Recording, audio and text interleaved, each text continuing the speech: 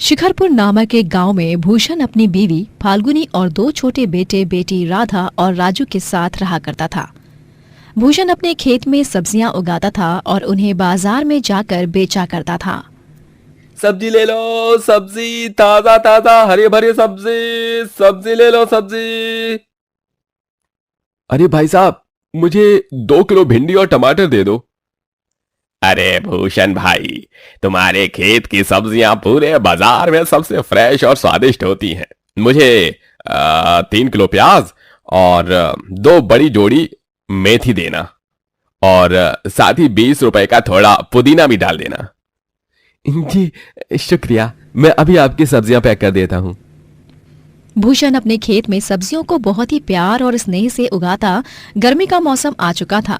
तपती धूप में भूषण सब्जियां बेचता। उसकी बीवी उसे रोज जाते समय ठंडा ठंडा नींबू पानी बना कर देती। जल्दी करो फाल्गुनी, मुझे देरी हो रही है बाबा। ये लीजिए, वो पड़ोस वाली लतिका जी है ना, उनके यहाँ फ्रिज से बर्फ लेने गई थी। वो इतनी अमीर है, लेकिन उनमें रत्ती भर का घमंड नहीं है। उनके घर गई तभी ऐसे लगा जैसे रेगिस्तान से हिमाचल की पहाड़ियों में चली गई क्योंकि उनके घर में तो हर तरफ एसी लगी हुई थी। काश हमारे पास भी एसी होता। दिन में सपने मत देखो और जल्दी से ये नींबू पानी का गिलास मुझे पकड़ा दो, ताकि मैं इसे पीकर सब्जी बेचने के लिए निकलूं। एक तो पहले ही सूरज सर पर चढ़ चुका है और आज बहुत लेट भी हो गया है।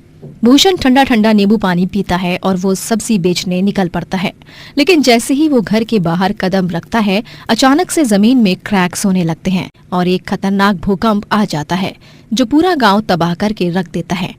आधा गांव उस भयानक भूकंप में खत्म हो जाता है। भूषण, फाल्गुनी और राधा, राजू चारों सही सलामत बच जाते हैं, लेकिन उनका सब कुछ बर्बाद हो चुका था। अब वो सड़क पर आ चुके थे। भीषण गर्मी में वो चारों यहाँ से वहाँ नंगे पांव भटकते फिरते हैं। माँ, पापा, मेरे पाँव बहुत जल रहे हैं। और मेरे भी माँ पापा। राधा बिटिया, तू मेरे पास आ। राजू बेटा आओ।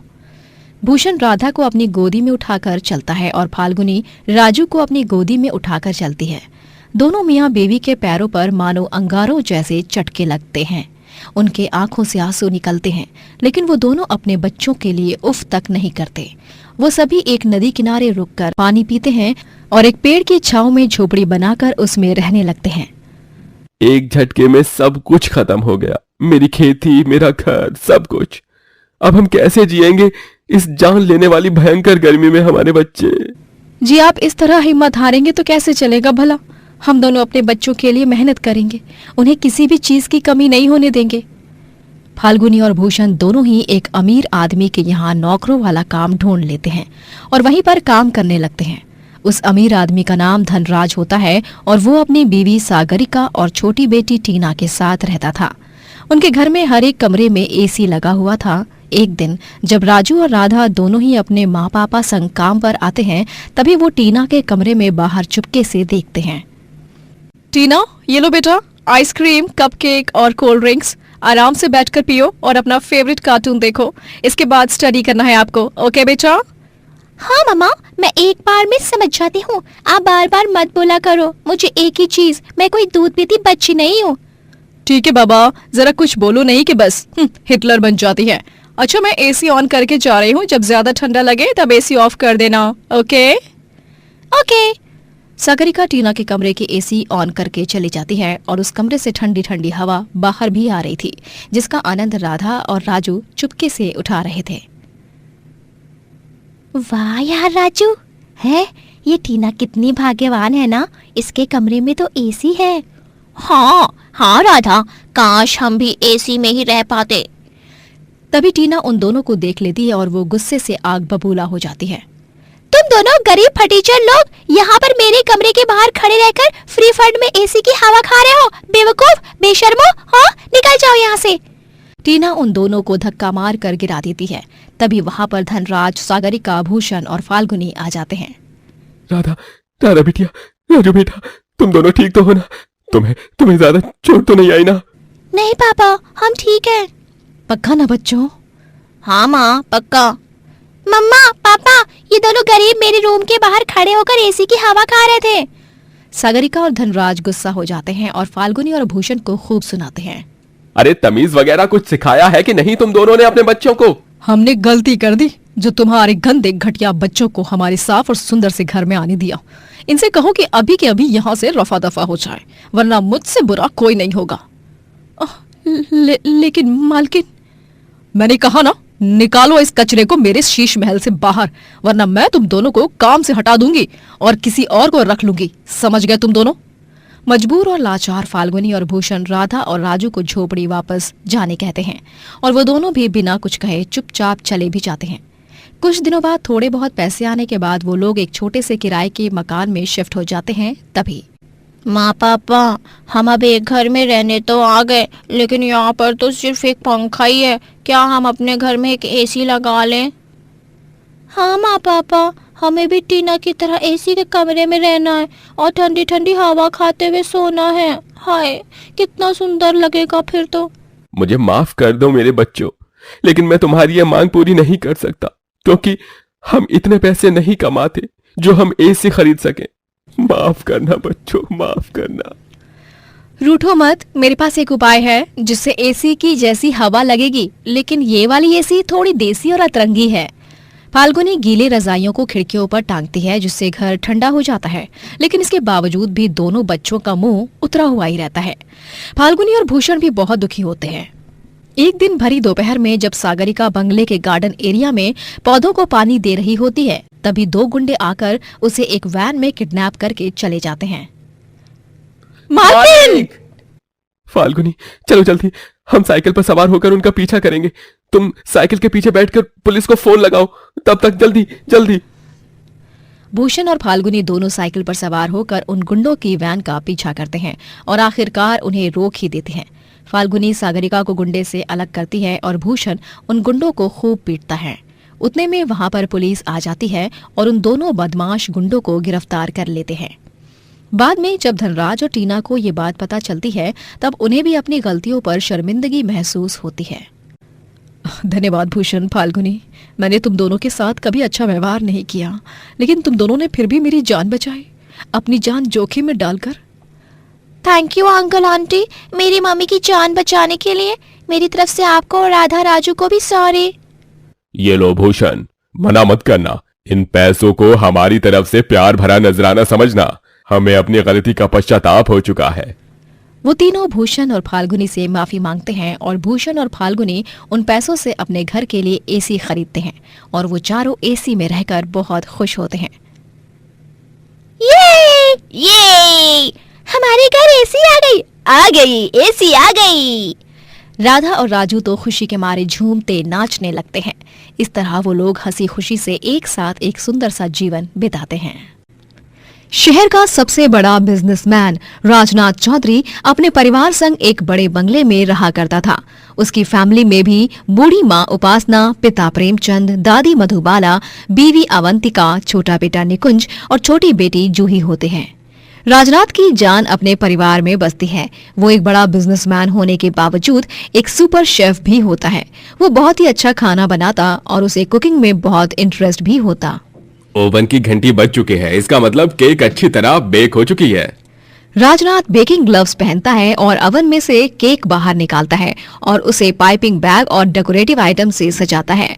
वो डाइनिंग रूम में सारा खाना परोसता है और अपनी दादी मधुबाला की आंखों पर पट्टी बांधकर उसे डाइनिंग रूम में ले आता है।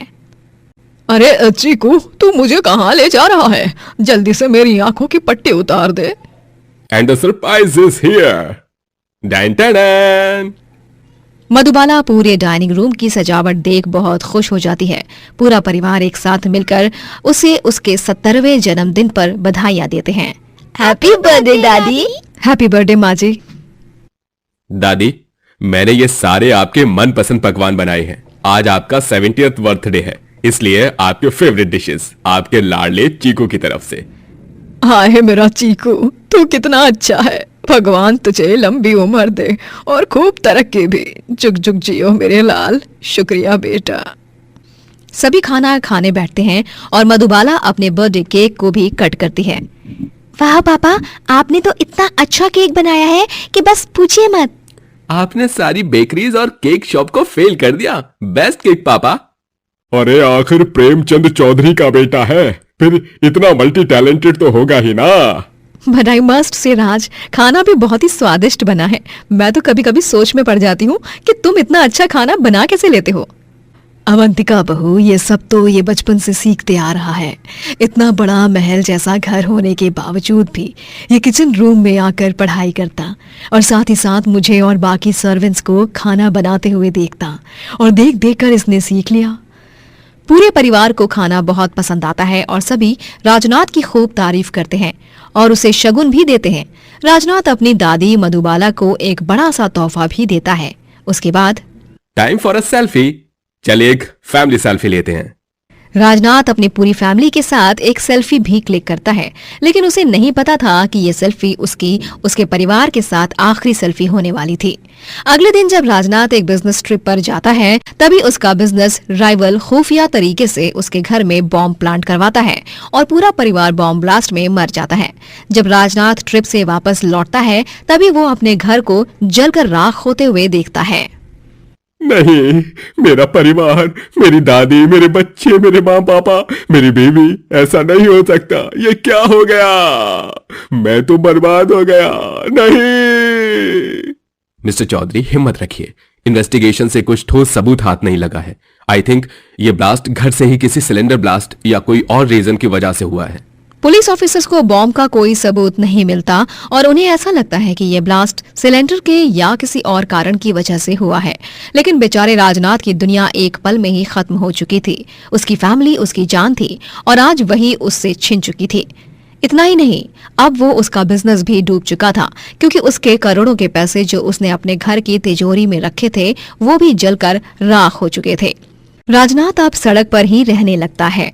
इतना ही नहीं, वो घास और फूस से एक छोटी सी झोपड़ी तैयार करता है और उसी में रहने लगता है। अब मुझे चीकू कहकर कौन पुकारेगा दादी? अब मुझे पापा कौन कहेगा?